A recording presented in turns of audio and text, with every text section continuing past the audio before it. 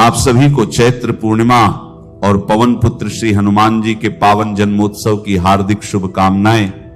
यह दिव्य संयोग अत्यंत दुर्लभ और अत्यंत मंगलकारी है, जब एक ही दिन भगवान श्री हरि विष्णु की पूर्णिमा तिथि और भक्तवत्सल संकट मोचन श्री हनुमान जी का अवतरण उत्सव एक साथ आता है। यह दिन केवल एक पर्व नहीं, बल्कि सनातन धर्म की दिव्यता, भक्ति और शक्ति का अद्भुत संगम है। आज का यह पावन दिवस हमें भगवान श्री सत्यनारायण के व्रत और पूजन का अवसर देता है, तो वहीं दूसरी ओर यह दिन हमें श्री राम भक्त हनुमान जी की अनन्य भक्ति, बल और समर्पण को स्मरण करने का भी अवसर प्रदान करता है। जब चंद्रमा अपनी पूर्ण कलाओं से युक्त होकर आकाश में विराजमान होते हैं, तब इस पूर्णिमा की दिव्यता और भी बढ़ जाती है और इसी समय चंद्रदेव को अर्घ्य अर्पित करने से मनुष्य के जीवन के अनेक कष्ट शांति में परिवर्तित होने लगते हैं। चैत्र पूर्णिमा की महिमा शास्त्रों में अत्यंत विस्तृत रूप से वर्णित है। यह तिथि भगवान श्री हरि विष्णु की कृपा प्राप्त करने का विशेष दिन है। माता महालक्ष्मी की अनुकंपा पाने का श्रेष्ठ अवसर है और साथ ही पवन पुत्र श्री हनुमान जी के जन्मोत्सव के कारण यह दिन अद्भुत शक्ति और संरक्षक है। जब भक्त इस दिन श्रद्धा और भक्ति के साथ भगवान सत्यनारायण का व्रत करता है, उनकी कथा का श्रवण करता है, तब उसके जीवन के समस्त विघ्न, दुख और दरिद्रता धीरे धीरे समाप्त होने लगते हैं।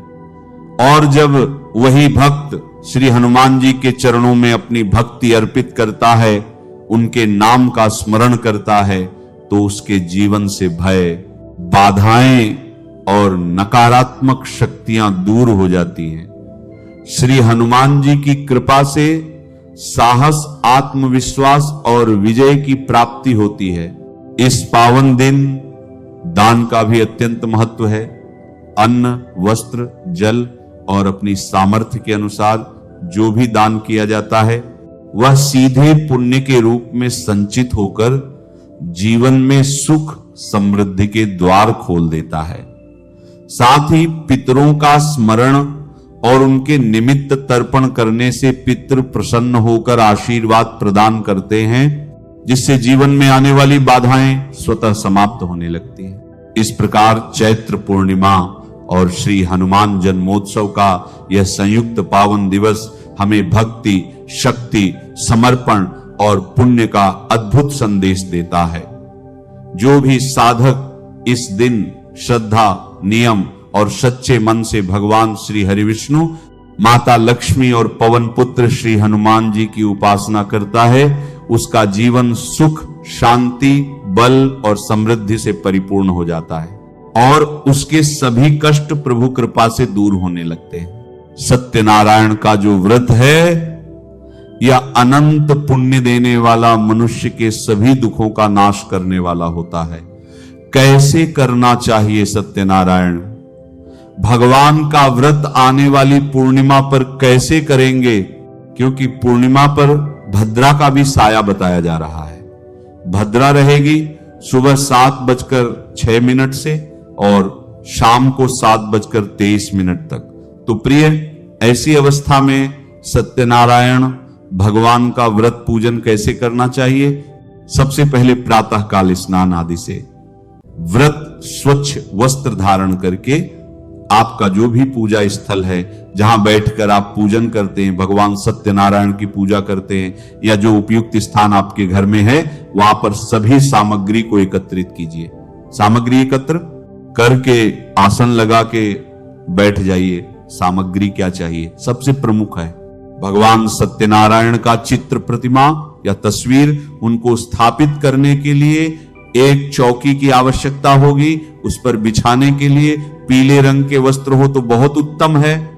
रोली, पान, सुपारी, लौंग, इलायची, धूप, दीप, नैवेद्य, पुष्प, इत्र, जनेऊ भगवान को अर्पित करने के लिए पंचामृत बनाएंगे। कच्चा दूध, दही, घी, शहद, शक्कर, गंगाजल, यह सामग्री आपको पूजा के लिए चाहिएगी।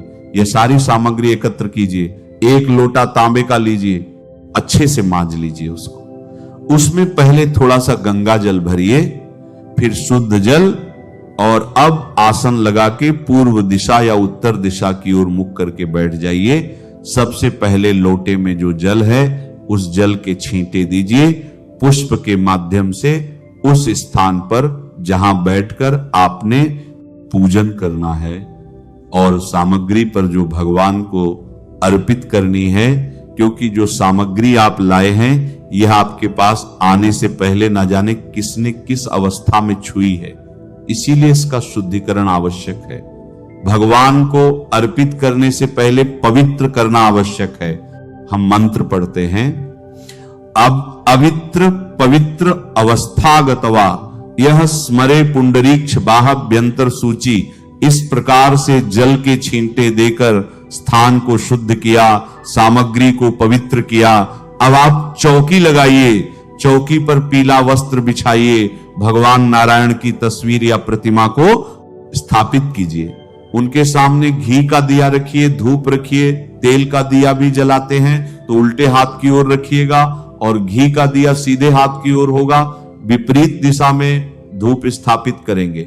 इस प्रकार भगवान की स्थापना करने के बाद सबसे पहले अपने जल लीजिए, हाथ धो लीजिए।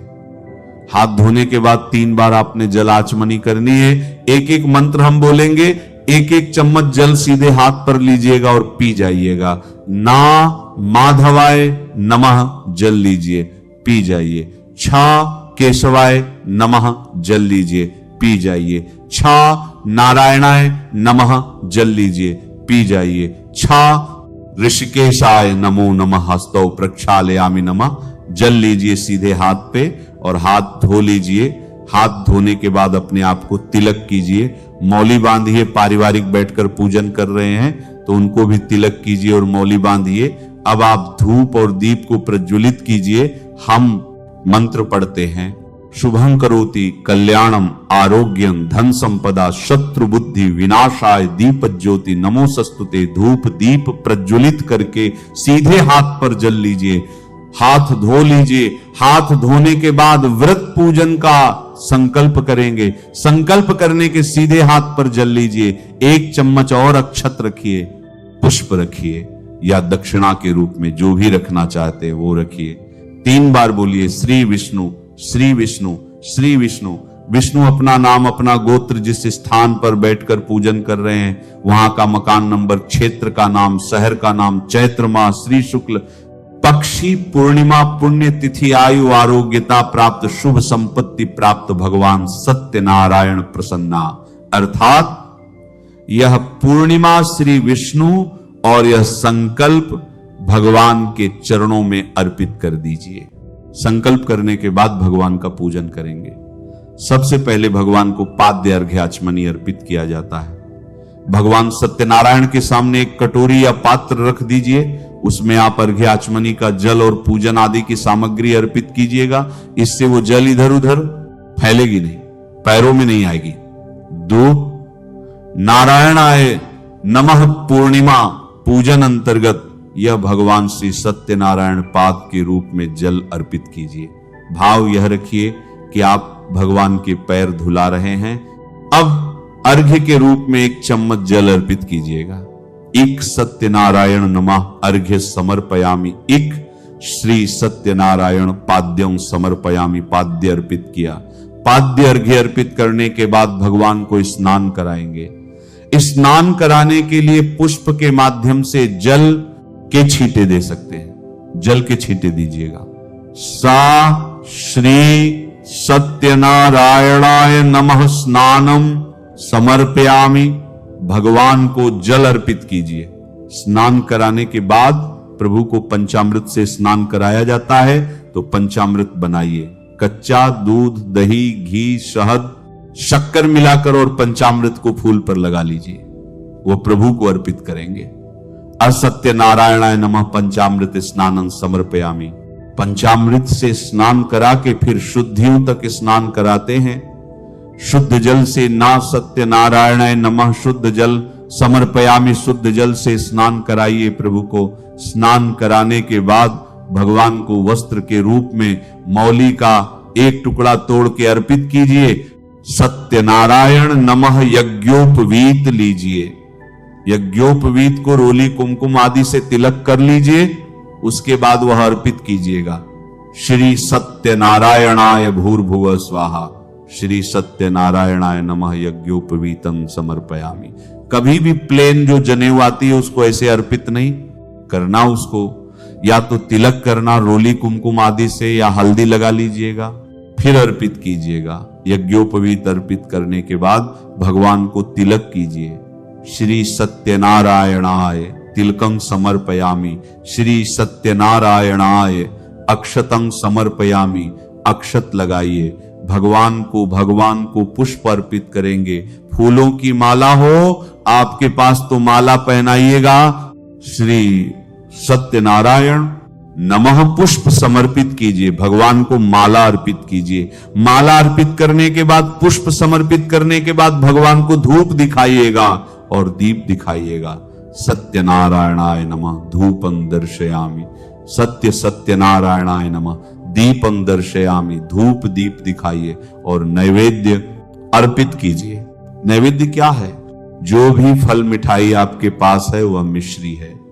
तो मिश्री अगर बताशा है तो बताशा नैवेद्य के रूप में आप भगवान को अर्पित कीजिएगा। सत्यनारायण महानैवेद्य।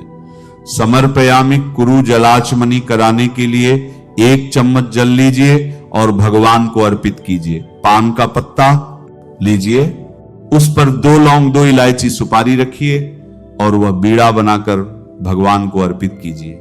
जो भी दक्षिणा आप अर्पित करना चाहते हैं, हिरण्य, गर्भ, गर्भस्थ, हेमजौ, विभासो, अनंत, पुण्य, फलदम, अतः शांति प्रेक्ष में दक्षिणा भगवान को चढ़ाइए और हाथ जोड़ के नमस्कार कीजिए। इस प्रकार आपको भगवान सत्यनारायण पूजा करनी है। सत्यनारायण भगवान की पूजा करके अब आप सत्यनारायण भगवान की पंचाध्यायी कथा सुनिए, आरती कीजिए। आरती करके नियमानुसार दिन को व्यतीत कीजिए। ब्रह्मचर्य का पालन करिए। भगवान के चरणों में मन को लगाते हुए दिन को व्यतीत कीजिए। संध्या काल को कीर्तन कीजिए। और इसका जो व्रत है पूर्णिमा का, वह 2 विधान से करते हैं। एक तो सत्यनारायण भगवान का आपने पूजन कर लिया, उसके बाद संध्या काल को आप व्रत खोल लेते हैं। एक चंद्र अर्घ्य व्रत होता है कि आपने सत्यनारायण भगवान का पूजन किया, कथा आदि सुनी, शाम को चंद्रमा उदय हुआ, चंद्रमा को आपने अर्घ्य दिया, उसके बाद आपने व्रत खोला। तो आप दोनों ही विधि से कर सकते हैं, दोनों ही उत्तम है, श्रेष्ठ है। इस व्रत में अन्न खा लिया जाता है क्योंकि भगवान को भोग ही पंजीरी का लगता है। तो ध्यान दीजिएगा कि पूजा आदि करने के बाद केले, पंजीरी और पंचामृत का भगवान को भोग लगाना चाहिए। प्लेट में भोग प्रसाद रखिए, भगवान के सामने रखिए, पर्दा कर दीजिए, मैं मंत्र पढ़ता हूं, भोग लगाते हैं। भगवान को तद्य वस्तु गोविंद समर्पय ग्रहण सम्मुख भूतवा प्रसीद परमेश्वर, इस प्रकार से गरुड़ जी बजा सकते हैं, घंटी बजा सकते हैं। आप फिर जल लीजिए, आचमन में थाली के चारों तरफ घुमाइए, 3 बार और छोड़ दीजिए सर झुका के, और थाली वहां से उठा लीजिए, इसको बाकी प्रसाद में मिला दीजिए। जब आप स्वयं व्रत खोलेंगे तो पहले इसी में से प्रसाद लीजिएगा। यही प्रसाद जो है कथा पूजन आदि के बाद आपको अपने सभी पारिवारिक जनों में और जो भी मित्र जन आपके आए हो समय पर, उन सबको लेना चाहिए। सभी को यह प्रसाद ग्रहण करना चाहिए, बड़ा कल्याणकारी होता है। इस प्रकार से सत्यनारायण भगवान का पूजन करेंगे। संध्या काल को चंद्रमा को अर्घ्य देंगे तो जल में थोड़े से अक्षत डाल लीजिएगा, मिश्री डाल लीजिएगा और उससे आप चंद्रमा को अर्घ्य दीजिएगा। आप श्री श्रौ सह चंद्रमसे नमः या 200 सोमाय नमः, ये मंत्र बोलते हुए आप अर्घ्य दे सकते हैं। ये तो विधि हुई कि कैसे आपको सत्यनारायण भगवान का पूजन करना है, कैसे व्रत करना है। इस दिन आपको पितृ तर्पण करना चाहिए, गीता के 7वें अध्याय का श्रवण करना चाहिए। पितृ का तर्पण जितना करें उतना अच्छा होता है। तर्पण के आप गीता का 7वां अध्याय अवश्य सुनिएगा। 1 लोटा लीजिए तांबे का, उसमें थोड़ा सा गंगा जल भरिए, शुद्ध जल भरिए, थोड़े काले तिल, 1 पत्ता तुलसी का और कुशा उसमें डालिए आसान लगा को अर्पित कीजिएगा और तदुपरांत उस जल से तर्पण कीजिएगा। यह कार्य अपने पितरों को तृप्त करता है। आपके पितर जब तृप्त होते हैं तो आपके जीवन में खुशियां ही खुशियां होती है। तीसरा कार्य होता है पूर्णिमा का स्नान बड़ा महत्वपूर्ण होता है। संभव है किसी पवित्र नदी में स्नान कीजिए। आप घर पर स्नान कर रहे हैं तो गंगा जल युक्त जल से स्नान कीजिए। नहाने का जो जल है उसमें पहले थोड़ा सा गंगा जल डाल लीजिए, फिर आप स्नान कीजिए। यह कार्य बड़ा पुण्यदायी है। चौथा कार्य होता है, पर जितना दान दिया जाए उतना कल्याणकारी है। जितना दान देंगे उतना बढ़ेगा धन, तो खूब दान दीजिए। ब्राह्मणों को दान दीजिए, ब्राह्मण को भोजन कराइए, भंडारे करा सकते हैं भंडारे कराइए, गरीबों की सहायता कीजिए। ये कर्म है जो पूर्णिमा के दिन बने हैं। अब प्रश्न उठता है कौन सा कार्य नहीं करना है। एक बड़ा कार्य है कि पूर्णिमा के दिन किसी भी पेड़ पौधे आदि से हमें फूल पत्ती आदि नहीं तोड़ने हैं, फूल पत्ते नहीं तोड़ने हैं। तोड़ने किसी भी पेड़ पौधे से, इसका ध्यान रखिएगा, यह बड़ा पाप उत्पन्न करता है। इस प्रकार से बिना हानि पहुंचाए, बिना किसी का हित किए हुए हमें यह दिन व्यतीत करना चाहिए। अब बात आती है कि यह पूर्णिमा है कब, व्रत कब किया जाएगा, सूर्य के मुख से पूर्णिमा कब रहेगी और साथ में मुहूर्त क्या रहेगा पूजा के लिए। चैत्र मास की जो पूर्णिमा है, ये पूर्णिमा तिथि आरंभ हो रही है। 1 तारीख को सुबह 7:06 पर और 2 तारीख को यह समाप्त हो जाएगी। सुबह 7:41 पर बड़ा महत्वपूर्ण होता है पूर्णिमा के निर्धारण में। इसीलिए के अनुसार तो पूर्णिमा 2 तारीख को है, सूर्य के मुख से पूर्णिमा 2 तारीख को रहेगी। लेकिन चंद्रमा का उदय पूर्णिमा में नहीं है 2 तारीख को। इसीलिए जो भी चंद्र उदय व्रत आदि करते हैं आप, वो आप 1 तारीख को करेंगे, श्रेष्ठ रहेगा। जो पूर्णिमा के दान पुण्य हैं, सुबह सुबह के स्नान आदि के कार्य हैं, वो सब आपको 2 रहेगा। सुबह के लिए वो बड़ा उत्तम है पूजा के लिए। 8:47 से और 10:27 तक राहु काल में हमें बचना चाहिए। नए कार्य करने से तो 12 बजे से और 1:30 तक इस समय राहु काल रहेगा, क्योंकि दिन है भद्रा के बारे में। मैंने आरंभ में भी बताया था आपको कि 7:06 से सुबह भद्रा आरंभ हो जाएगी और 7:23 तक लगभग भद्रा रहेगी। परंतु इस भद्रा में भगवान सत्यनारायण के व्रत पूजन में कोई दोष नहीं है, आपको करना चाहिए। इस प्रकार से आप इस पूर्णिमा को, दिन को व्यतीत कीजिए। नमः शिवाय।